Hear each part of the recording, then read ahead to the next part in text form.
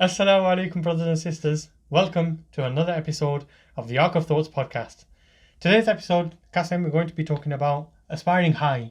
Both aspiring high in terms of a religious sense and in terms of our spirituality, but also aspiring high in terms of anything in terms of the dunya, we'll say.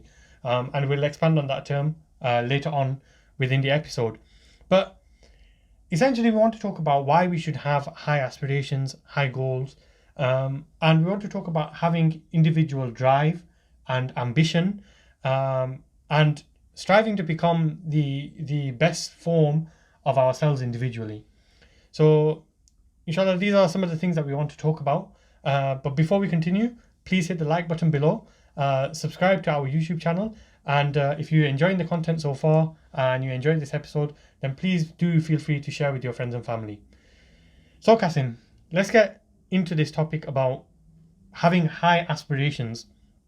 And I think there's many things that we sort of need to talk about. We need to talk about it both from a religious sense, and we also need to talk about it from a normal day-to-day life sense, if that makes sense. We'll say materialistic sense. Yeah, that's a very very good way of characterizing it. I think what it comes down to is essentially what we are trying to say is every person needs to become the best form or the best version of themselves. Now, the way that I see it is, the way that many people see it actually, Allah subhanahu wa ta'ala has created us all unique with our own abilities, with our own attributes, with our own qualities. And every person differs in terms of the level that they can achieve in terms of equality or qualities or characteristics. But it's up to us to have to apply ourselves, to put in the hard work, to put in the graft, so to speak, to fine tune these qualities to the highest level that we can achieve as individuals. And that's what we're talking about, really. To have the ambition, to have the drive, to have the want, to have the desire, and then not only to have the want and desire to do so, but then to go out and do it as well. To go out and achieve that. And I think that's what we want to talk about today. Religiously, we know that Islam always asks us to achieve the best that we can, and we have the word ihsan in the Arabic language, which is mentioned specifically in the Hadith of Jibril, a very very famous hadith, in which Jibril alayhi salam attends the gathering of the Prophet sallallahu alaihi wasallam, and there are many questions that Jibril alayhi salam asks the Prophet sallallahu alaihi wasallam, to which Prophet sallallahu alaihi wasallam replies with responses to each of these questions. A very famous hadith, which you can, I'm sure we can leave like a link to it below, or many of the people will already be aware, and they can research it and read it again for themselves. But essentially, we're talking about excellence, the achievement of excellence, the achievement of bettering ourselves. And I will use the word excellence here, Kasim, because sometimes we talk about perfection, but the thing is, I don't think we should necessarily strive to be perfect, because perfection is a trait in which there's no deficiency, so to speak, and as human beings, we can't really necessarily achieve perfection, but that doesn't mean we can't achieve excellence. And there's a slight distinction between the two. But anyhow, I don't want to go too far into that. One of the things that I want to mention as part of the introduction here, though, Kasim, is failure, and how you may fail in your pursuit of excellence, whether that be in a spiritual sense or whether that be in a materialistic sense. What do you think, Kasim, in terms of like failure? What's your understanding? What's your perception of failure? How do you deal with it? How do you bounce back? What are your thoughts? The first thing I'll say is that a person who never challenged himself, a person who never set himself targets, a person who never set himself goals in life, will never fail. Mm-hmm. Every person who wanted to achieve something in life, who had a certain goal, who had a certain aspiration, will have failed along the way. And these failures or setbacks, as you want to say, would have been a means of motivation for him to get up again, to start his journey, to start his pursuit again, and to make it even work even harder. A person who fails and he stops at the first point of failure, he will never achieve anything in his life. And this is like the sort of drive and motivation that a person needs to have, that he needs to understand that I am going to fail, and this is what this life is.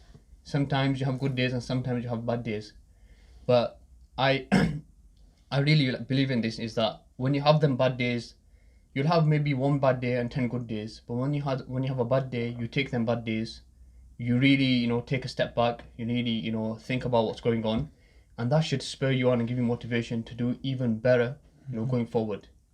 So failure is part of the journey. A person who said he never failed never ever took a journey. He never ever went anywhere. He never did anything. So failure is nothing to be scared of. It's gonna happen. And if it happens to you, good. The more times it happens, the more times you learn from it. But if you don't learn from failure, if you don't set yourself targets, you never fail. You'll just be comfortable. You'll just be doing what you're doing. But the thing is, you'll never achieve anything. I think this is the thing though. Like, if with anybody that wants to achieve anything, they have to become comfortable with failing. If that makes sense. It has to become part of that sort of mindset. Yeah, because sometimes we grow up in an environment where we might become really sheltered away from failures or away from mistakes, or we might where we do make a mistake, unfortunately we are corrected, or we have some reprimand which is beyond what's required, and that can be a problem in terms of our mindset, in terms of how we deal with mistakes and failures. But like I said, I think what we're trying to say here about this point about failure is, just because you may fail, or there is a possibility that you may make a mistake or a failure, that doesn't necessarily mean that should stop you from trying something new, or not necessarily trying something new, but trying something that you are interested in, or going down a venture on which you have aspirations about. So I think this is a really important part that I wanted to talk about before we actually get into the aspirations, because at the end of the day, we don't just want aspirations, Kasim. We don't just want to have a desire to be great people, but we also want to execute and to actually become great people. But along that journey, that, like you mentioned, there will always be failure. There isn't a person that has come who is deemed to be great who did not go through failure. And I think that's the point that we're trying to make here, isn't it? And even we'll end it here, but that fear of failure, if it's real, it will push you to go achieve what you want to do. Yeah. It will push you, honestly. That fear of failure, when you have nothing left, it will push you to go achieve what you want to do. But that's if you have something in mind, if you have a goal in mind. Yeah. So the next thing that I want to talk about, Kasim, is now that we've got the fear of failure out of the way, I want to talk about, to begin with, becoming the best in terms of our deen, in terms of spiritually, in our connection with Allah subhanahu wa ta'ala. And we're well aware that the audience that are listening to these episodes on our podcast is a younger audience. Okay. And I think the sort of natural way that many people think, or many youngsters think, is that I will attach myself to deen, and I recognize the importance of deen, and I recognize the importance of religion, and I recognize the importance of the Quran and the Sunnah in my life, but I don't feel comfortable doing it at this particular point in my life. I want to do it maybe later on in my life. And there will be many reasons for why these kind of thoughts might come. But I mean, what's your thought process about that? What do you think? In terms of youngsters, maybe delaying their attachment to deen? Yeah. Right, for this, there will probably be a number of factors. A lot of youth maybe are scared of societal pressure. Or, if I start going to the masjid, then I start paying my salah, and, I become this sort of like pious people in the eyes of others, what will people think of me? Second of all, people have this fear of, if I give maybe importance to deen, maybe I'll lose out on these things which are materialistic. And reading in our history, especially in our Islamic history, Allah subhanahu wa ta'ala, as we know, He took a lot of great work, especially from youngsters. Why? Because youngsters, it's a very important, the youth of a person is a very, very important age in a person's life. We mentioned this before, a person, he has energy, he has the ability to do many, many, many things. But in this sort of age of his life, if a youth, he devotes himself for the work of deen, or doing anything for the sake of deen, getting closer to Allah subhanahu wa ta'ala, then we've seen in our history that Allah subhanahu will take great work from a person. And it won't be a hindrance for them, rather it'll be a means of upliftment, both in his deen and in his dunya. Yeah.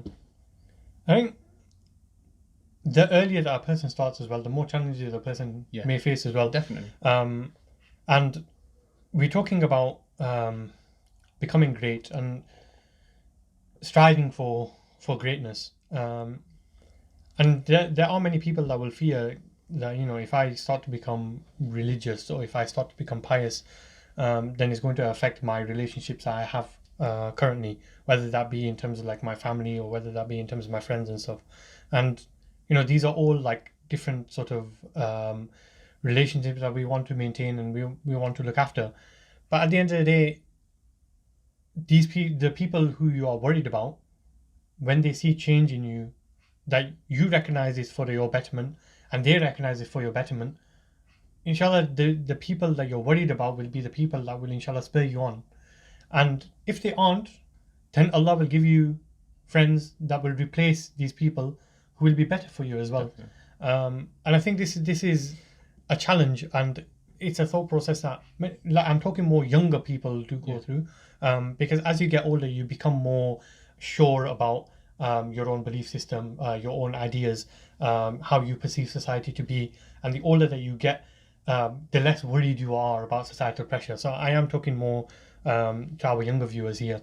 Don't worry, inshallah. It's okay. Friends come and go. People come and go in your life as well. As long as you're doing things with a bit of wisdom and tact, you know, it's not you that's pushing people away. Because that's the worst position to be in, that you become religious, you become closer to Allah subhanahu wa ta'ala, but all of a sudden you start laying down the law for other people. I don't think this is a wise way of doing things. And I think that's the difference, where you become practicing yourself, but you have a bit of wisdom and tact in how you maintain your relationships with other people as well. I don't know, what do you think about any other thoughts that you have in terms of aspiring for greatness in terms of deen?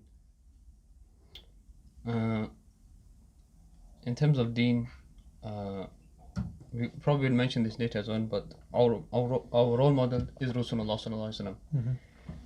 And you know, when a person he reads the seerah, he reads the life of Rasulullah sallallahu alaihi wasallam, he understands that the Prophet sallallahu alaihi wasallam came for a certain mission.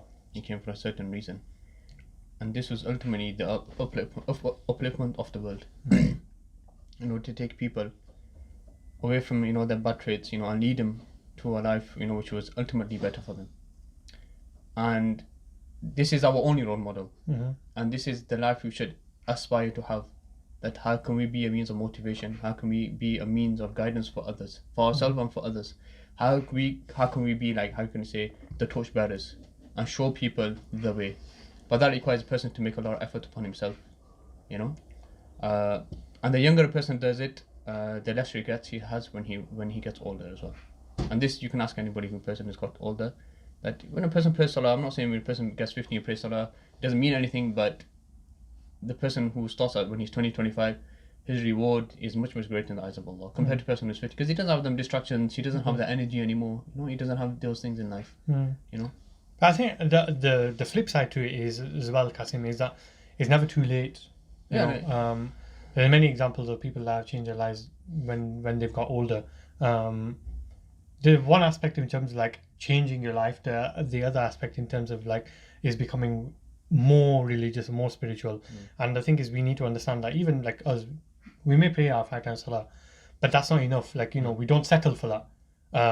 The achievement of becoming better is not just for the person that's starting off, but it's for all of us. You know, all of us treading the path. We all need to continue in our journey. We don't need to stagnate. That's what I'm trying to say here. I mean, I take benefit from, there's a local elder in our area where we live, and mashallah, you know, his kids became huffaz, and it was after his kids became huffaz, grew up, that he became a hafiz after the age of 50, 60 or so. And you know, it's amazing to hear a story like that, because we hear stories about like young kids becoming huffaz. This is like almost it's become normal for us to hear. But for our elders to continue to strive, I pray that Allah subhanahu wa ta'ala, He gives us the ability to have like high aspirations like that, even at that age as well. That's That we what don't stop. drive, We don't stop. That's the thing. Like a Muslim should never ever be satisfied with the position that he's in. Mhm. If a Muslim is satisfied with just praying a salah and just doing the same routine day in day out, year in year out, like if he's not progressing, there's no such thing in deen as staying at the same. You're just stagnating. And Allah has given us opportunity to better ourselves. I know when we live in the West, we have so much great opportunities, so many resources, so many things we have access to. It's unbelievable. And we're the only ones to blame for ourselves if we don't access these things and we don't take advantage of these things. Yeah, 100% agree. I mean, that's one side now. So we've talked about like aspiring for greatness in terms of like our dini life, in terms of our spiritual life. But we also need to maintain that balance of aspiring for greatness in terms of our dunyawi life as well, in terms of our materialistic life. And sometimes like a perception is given, Kasim, that we need to become people that basically have a prayer beads in our hands, and we have a mushaf and a Quran inside of our hands. We sit in one corner of the masjid and we spend the entirety of our life there, and we just worship Allah subhanahu wa ta'ala. And sometimes that perception is given that that is what a Muslim is. We need to aspire to that person as being a Muslim.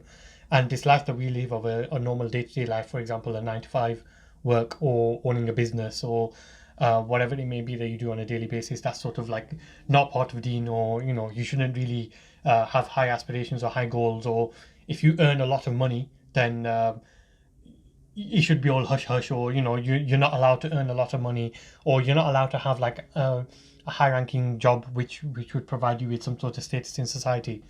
And all of these perceptions are sort of given, when personally I don't agree to that. Like, I think that's completely incorrect. Yeah, I think we talked a bit about the money aspect of in the first episode that we did, talking about materialism and Muslims, and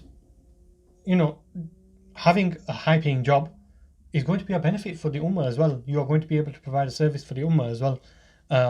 So don't shy away from having a good salary. You might want to keep it to yourself. And people might come and ask you for handouts. But don't be shy of having of aspiring to have a well-paid job, a good salary, or aspiring for a business which is going to provide you with good money. And this is the second sort of part that we wanted to talk about. I think we'll start off with talking about like the younger age group who are still in education, Kasim, and then we'll sort of get on to like the slightly more older, maybe our age group, and then beyond our age group as well. But yeah, I think the first thing is studies, Kasim, and working hard to achieve good grades. And sometimes there's a stigma that exists within some societies and some places that you're almost not allowed to work hard, or you're a geek if you work hard. Okay. For in terms of your studies, and I think this is like if you have this sort of mentality, you need to step out of that, because the world doesn't rely on natural talent. The world relies on hard work, and when we put in hard work, then inshallah Allah subhanahu wa ta'ala is more likely to show us the fruits of our hard work, rather than just relying on some natural ability that you have, for example. So strive to achieve the best that you can in terms of your grades, whatever subjects that you're studying, whether that be in school, whether that be in college, whether that be in university, whatever institution that may be in, whether that even be at home as well. You could be doing online courses, or you could be taking courses within your local community center, or whatever. But in whatever education that you are committed to, strive to achieve the best that you can. Spend time working on it. And we're not saying live a life of just like behind the books, all the time you just study. No. But at the same time, put in that amount of effort that when you get your grades, you'll know that you put in everything that you could, basically. Anything else that you might want to share to like younger viewers, maybe? Younger viewers. It's my advice would be, at a young age, we need to build these sort of we we need to build a sort of mindset Mm-hmm. in terms of working hard, in terms of being motivated, in terms of having a goal, in terms of having a plan, in terms of having direction. And I don't mean you have everything figured out, but I mean that whatever you do in life, you're striving, as you said, to do your best. You know, you don't like mind my French, but half-ass things. You know, and whatever you do it to the best of your ability. What happens is that if you do this at a young age, just say, even if, just an example, just say you go play a sport, you know, as your hobby, or you go play for the club.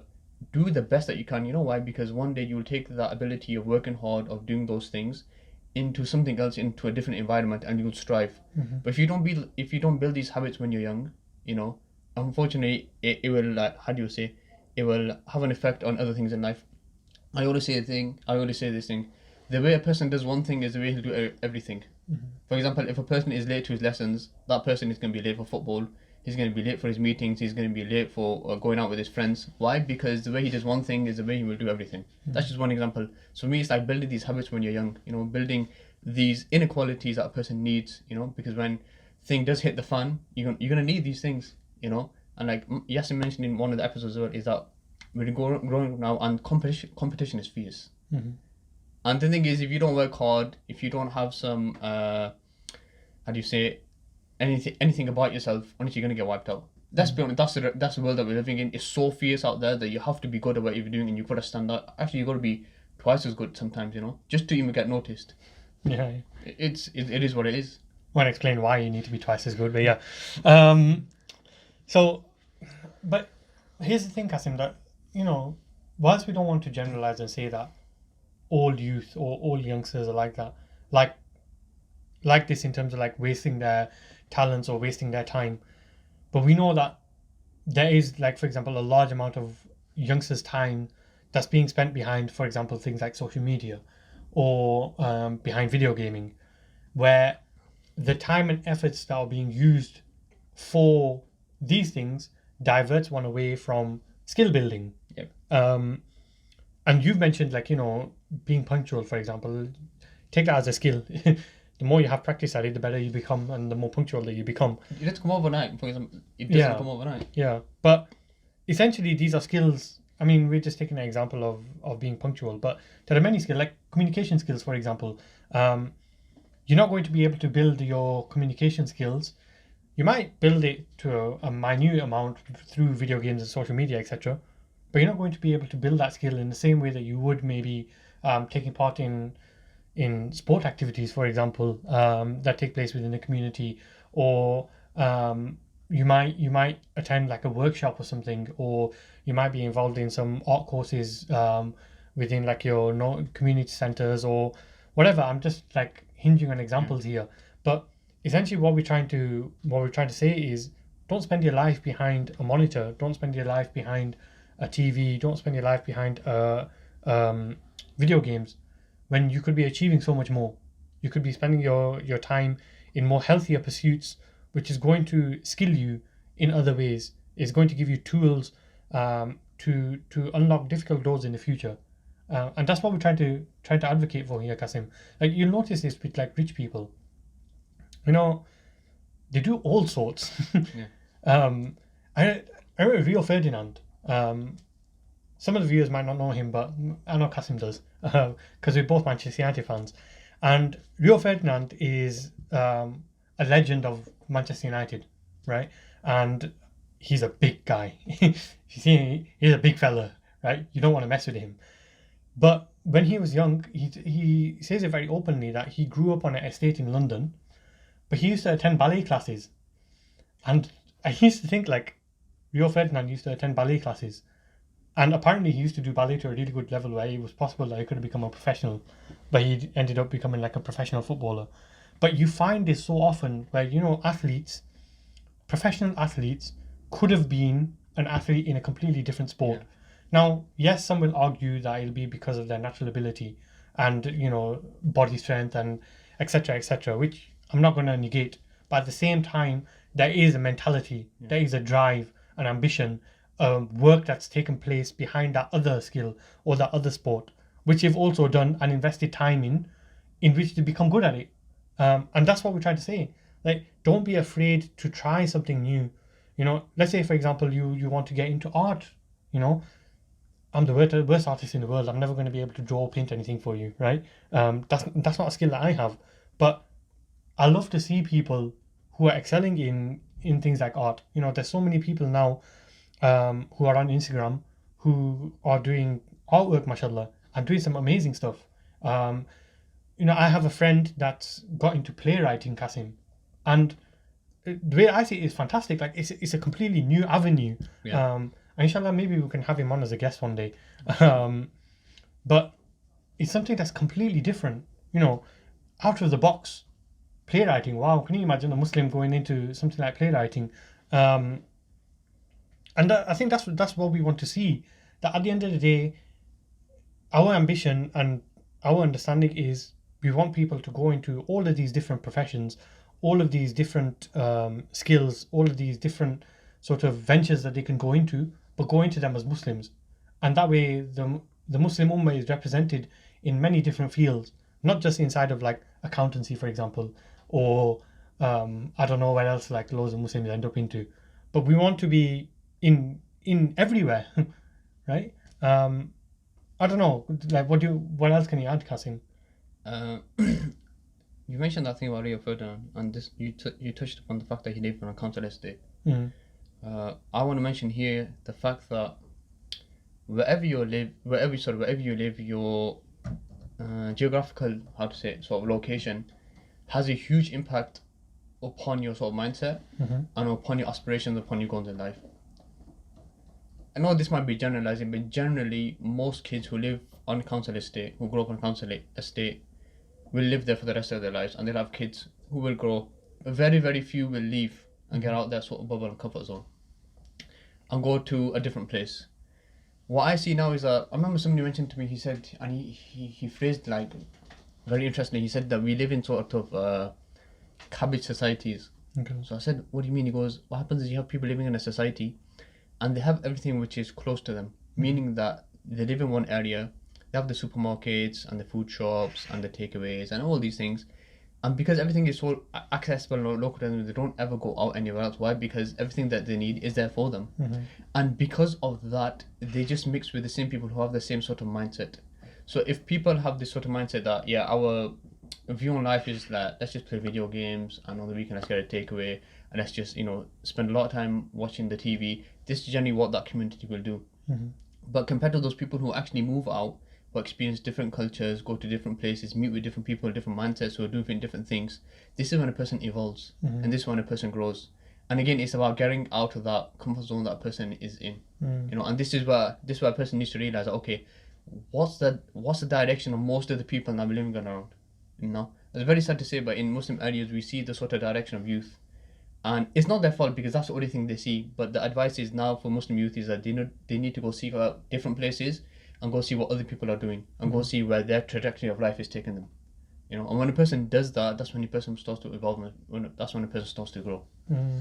I think the other thing is like there's always the analogy given of like diamonds. Yeah. A diamond is made under pressure, under intense pressure, under intense heat, and that's the same way. Like, you can give the example of us as humans, that we reach greatness, or not necessarily greatness, but we become better under harsh conditions when we become acclimatized to harsher environments, and they have an impact on us. And sometimes, unfortunately, because we shy away, and this goes back to the regional thing and why I wanted to talk about failure first, that we have to become acclimatized to hardship, Kasim. Because when we become acclimatized to a bit of hardship, a bit of suffering, then that makes us better people. I mean, I was talking to some of my work colleagues, and we were talking about how some companies, they like to hire graduates from STEM subjects, like, for example, physics, maths, engineering, etc., etc.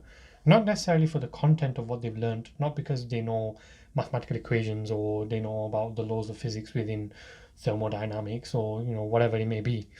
But the reason why sometimes they look for graduates like this is because for a student to be successful within these subjects, they have to have come across multiple times within their degree, within their education, times where they've been in front of a problem in which they've had no idea what to do. And the skill that they've developed is to try and find a solution through hook or by crook, basically. That they have this mentality that I'm not going to crumble at the sight of that problem. I'm going to try and do something to try and come to a solution. Whether the solution is correct or not, I'm going to try something. And that's exactly what we're trying to advocate for here. Like we mentioned at the start, failure is failure. But once you fail in something, you've actually learnt one way in which you can't achieve your goal. So you're one step closer to, inshallah, achieving whatever your goal may be. But yeah, I think the other thing is, sometimes there are many of us that have high ambitions about things that we want to achieve. It may be that we have ambitions about a particular business venture that we want to do, or a particular skill that we want to develop. Going back to, like, for example, art. I'm giving the example of art. I don't know why today, right? But we might want to become like a fantastic artist or something. Start off small, build your aspirations slowly. Sometimes when we think about the end goal, we lose sight of the hard work and dedication that needs to be put in at the bottom level, the groundwork that needs to go in. Inshallah, we'll achieve popularity and fame and money and all of these things, inshallah. But the groundwork needs to be laid out first. And that's what we need to try and think about, and just be consistent. To be honest, this was one of the advices that my wife was mentioning for this episode, that just be consistent in whatever you're doing, inshallah. If you keep on going, inshallah, results will come. But yeah. And just going back to the first point that you made in terms of Muslims have this sort of analogy that we should shy away from dunya. I think this is a very incorrect analogy. If Allah subhanahu wa ta'ala has given us, as we say, blessings, has given us opportunities, and why not utilize them to serve the Muslim Ummah and to serve the rest of the world? There are people on the other side of the world who would be dying to be in our situation in the West. The fact that we get our education for free, we have access to colleges, universities, we have different avenues open for us. There are people on the other side of the world who would be dying at what we have, and unfortunately we see a lot of youth just don't value this. Why? Because they've never seen hardship. They've never seen a life without school. They've never seen anything else. The thing is, a Muslim, wherever he is, he should grasp whatever at his hands and make this intention that, I'm going to learn something for the benefit of myself, and if I can benefit others, then do that. Don't squander what you have in front of you, because honestly, you will be asked about this. Every person will be asked about the blessings that he has. Don't squander these opportunities. The fact of education, all these things that we have in the West, these are blessings from Allah. Nothing less. Okay. Definitely, 100%. I think this is the thing, though. You can only be thankful about the opportunities that you have present in front of you when you recognize them as opportunities, and when you see those people that don't have them opportunities, that's when you have an understanding, or when you recognize. But finally, I think the last sort of topic that we wanted to talk about is the need for role models within our society. And alhamdulillah, we are very lucky that we do have a lot of role models that are within our society. But we do need to, we as youngsters now, need to look in the correct places to find those role models. I don't know, I'll let you lead, inshallah, on this one.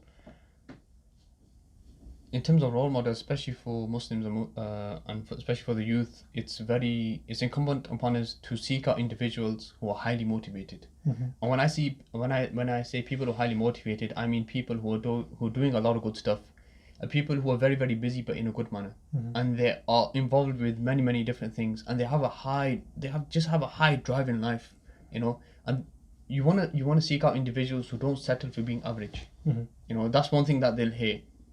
And you'll find these individuals that they are there in every sort of community, every sort of society, but you have to go and find them, because these people are very, very rare, and you need to surround yourself with these sort of people in order to understand their sort of mindset, in order to understand their work ethic.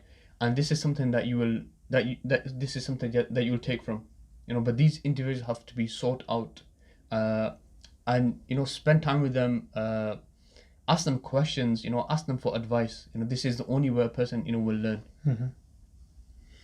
Yeah. So I think people like this do exist, Kasim, that have utilized their abilities to, to achieve the best in both worlds. Like you mentioned, I think we need to surround ourselves by people like this, but we need to allow their good qualities to rub off on us, essentially. Yeah. Because by letting their good qualities rub off on us, then we can sort of not step into the light, because at the end of the day, like, we're not role models. If somebody looking at us and thinking we're role models, no. Long way to go. But there are people, and it essentially comes down to you being active. And you will find people like this. And in your journey to try and find people who are role models, you will find people who are fake. Yeah. And who unfortunately don't have these kind of abilities, and don't have this kind of mindset and this drive and the passion. But even this is part of the learning journey, and I think this is what it comes down to.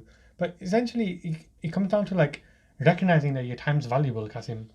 If you recognize that your time's valuable, then you'll invest it in those ventures, or you'll spend your time in those things which are going to give you benefit. And that doesn't necessarily mean, like I said, it doesn't necessarily mean that it has to be materialistic. Doesn't necessarily have to mean that it's spiritual and religious as well. You might spend your time just relaxing, but within the right amount, in the right time, in the right space, in the right environment, in the right manner. We do need time to relax as well. We need time to recharge our batteries as well.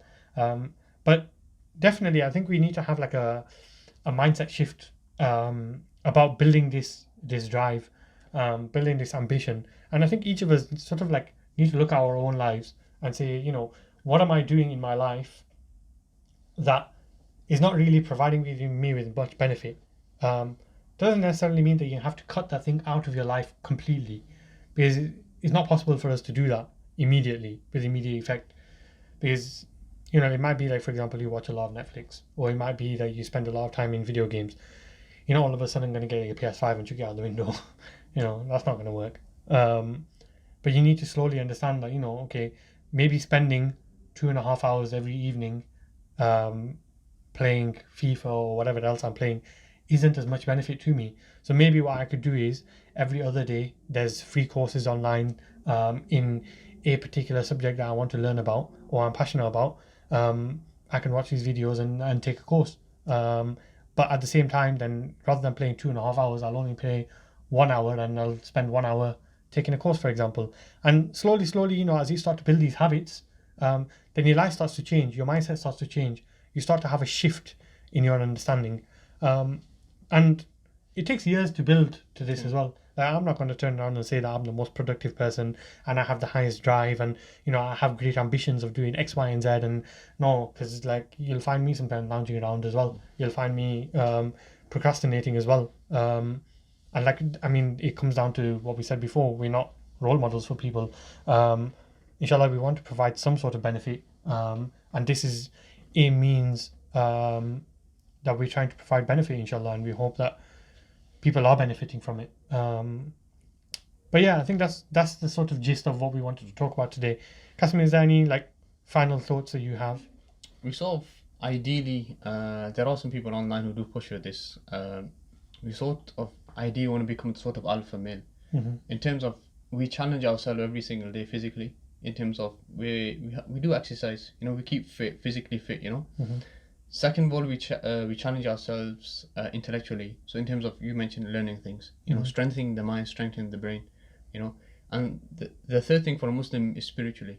How can a person challenge yourself and grow spiritually? When a person brings these things, physical, mental, and use the spiritual together, a person will become a hell of a force. He'll become a hell of a man. He'd be a force to be reckoned with, and he'd become a sort of walking sort of role model for others. And I honestly believe this was the life that Rasulullah ﷺ advocated for others. He was fit, he was healthy, his mind was his mind, and his spirituality was his spirituality. And this is what his companions saw, and they really took effect from him. And whoever saw the companions took effect from them. And there are still great people like this whom we can take effect from as well. This is again our striving in life and our means of a role model. That's the ultimate role model, and I honestly believe he was the alpha male. He was perfection. And this is our goal in life. How can we challenge ourselves in all these different aspects, different avenues to become the best version of ourselves? Definitely. I think what we'll do is we'll draw the episode to a close now. I think we've talked about some really important points, and like we said, what we want people to take away is, don't fear failure. Don't be worried about making mistakes. That's part of the learning process. Try to achieve greatness, inshallah. Have an aspiration to want to become good people. Have an aspiration to become excellent. Like I said, not perfect, but excellent. Be the best person that you can be, inshallah. Whatever your skills, whatever your abilities, whatever Allah subhanahu wa ta'ala has bestowed you with, whatever luxuries or comforts that Allah has bestowed you with, be happy with those, do shukr about them, be grateful for them, but be grateful for them through your actions in trying to become the best that you can be. And then once, in your process of achieving that, you will inshallah benefit yourself, your family, your friends, and outside you will also benefit society as well. So that draws this episode to a close, inshallah. If you've enjoyed it, hit the like button, do subscribe to our channel to follow our journey. And the next episode we want to talk about, I think the headline is, are we British? What we want to talk about is like our identity within this country, like, what do we identify as, and other conversations that sort of go with this as well. Hope you enjoyed the video, inshallah. Jazakallahu khair for listening. Assalamu alaikum wa rahmatullahi wa barakatuh.